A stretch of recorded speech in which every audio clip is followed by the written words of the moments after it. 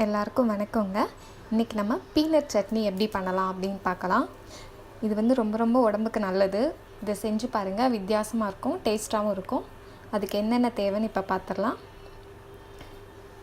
1 cup peanuts, 1/2 cup சின்ன வெங்காயம், 1/4 cup தேங்காய் சின்னதாக கட் பண்ணி வச்சுக்கோங்க, காஞ்ச மிளகாய் 6, அப்புறம் சின்ன நெல்லிக்காய் சைஸ் புளியை கொஞ்சமாக தண்ணி ஊற்றி ஊற வச்சுருக்கேன், தேவையான அளவு உப்பு, 6 பல் பூண்டு சின்னதாக கட் பண்ணி வச்சுருக்கேன், அப்புறம் 1/2 டீஸ்பூன் சீரகம், எண்ணெய் வந்து ஒரு 3 டேபிள் ஸ்பூன் எடுத்திருக்கேன், அப்புறம் தாளிக்கிறதுக்கு கடுகு, உளுந்து, குழம்பு போடுற கடலைப்பருப்பு எல்லாமே 1/2 டீஸ்பூன் எடுத்திருக்கேன், அப்புறம் கருவேப்பிலை. நான் வந்து இரும்பு கடாய் எடுத்திருக்கேன், நீங்கள் எந்த பாத்திரம்னாலும் யூஸ் பண்ணிக்கலாம்.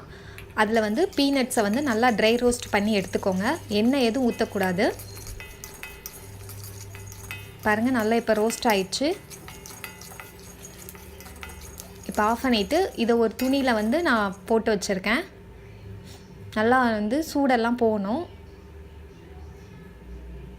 நம்ம அந்த சூடு ஆறுறதுக்குள்ளே நம்ம வந்து சட்னிக்கு அந்த மசாலா ப்ரிப்பேர் பண்ணிடலாம். இப்போ அதே கடாயில் 2 டேபிள் ஸ்பூன் கடலெண்ணெய் ஊற்றிருக்கேன். எண்ணெய் சூடானதும் அதில் சீரகம், அப்புறம் காஞ்ச மிளகா, கட் பண்ணி வச்சுருக்கிற பூண்டு, கருவேப்பிலை போட்டு நல்லா மிக்ஸ் பண்ணிக்கோங்க.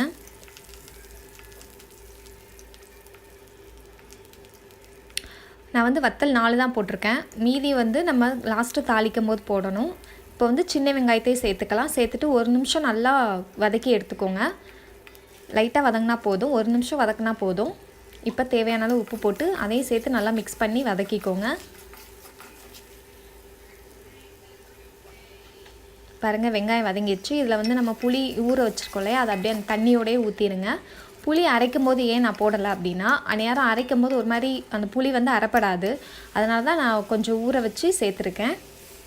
இப்போ சின்ன சின்னதாக கட் பண்ண தேங்காவையும் நம்ம சேர்த்துக்கலாம். நல்லா எல்லாத்தையும் மிக்ஸ் பண்ணிக்கோங்க.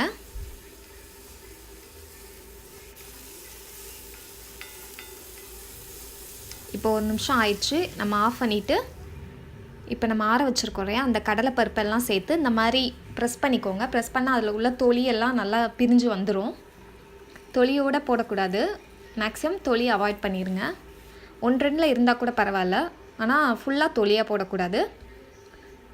இப்போ மிக்ஸி ஜாரில் நம்ம தொலி எடுத்து வச்சுருக்க கடலைப்பருப்பு, அப்புறம் அந்த மசாலா இருக்கு இல்லையா பேஸ்ட்டு, அதையும் சேர்த்து நல்லா அரைச்சிக்கலாம்.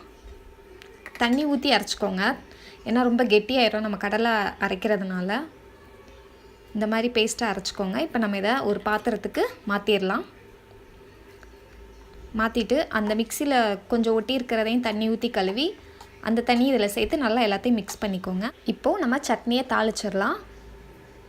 தாளிக்கிற பாத்திரத்தில் 1 டேபிள் ஸ்பூன் கடலெண்ணெய் எடுத்துக்கோங்க. எண்ணெய் சூடானதும் அதில் கடுகு, உளுந்து, கடலைப்பருப்பு, குழம்பு போடுற கடலைப்பருப்பு இருக்குல்லையா, அதை போட்டு நல்லா அது பொரிஞ்சதும் வத்தல் சேர்த்துக்கலாம்.